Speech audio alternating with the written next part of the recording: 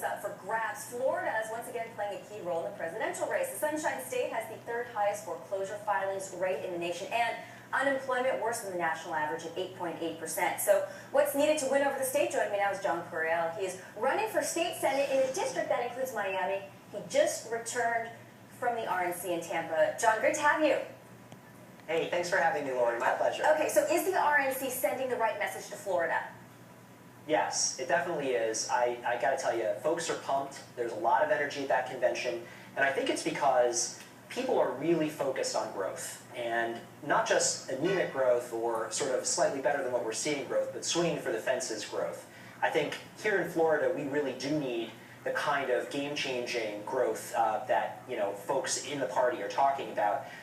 You were talking about 8.8% unemployment in the state. This community where I'm sitting, we actually have 9.9% unemployment, higher than the state and national averages. And I think we really need to come to the table with some creative pro-growth policies in order to change the direction of this. You say you're from Florida. People around the country, John, automatically think of Medicare. You're a former federal prosecutor. You've handled a lot of cases dealing with Medicare fraud.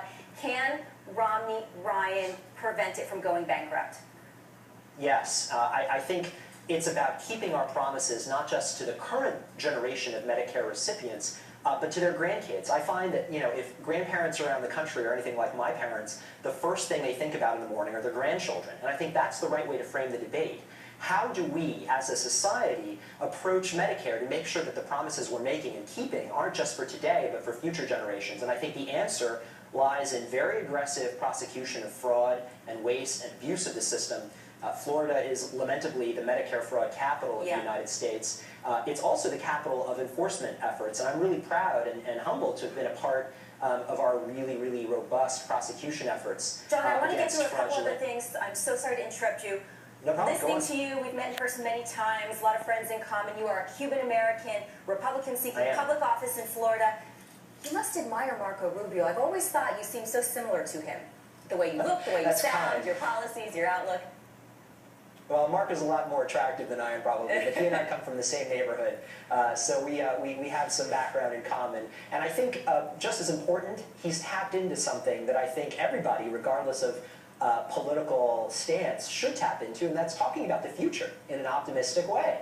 Our great leaders, without regard to party, from FDR to Reagan, are great because they get Americans to dare great things. And I'm running in part because I think it's time for America to dare great things again, and Marco communicates that very well. You've been endorsed by the Florida Chamber of Commerce, yet you're challenging a longtime incumbent. Her name is Gwen Margolis. She's been in office since the late 70s, John. She's raised a little bit more money than you. This is an uphill battle for you. It is, but quite honestly, everything I've ever done in my life is a little bit of an uphill battle. I am Cuban-American. I grew up in a working-class background.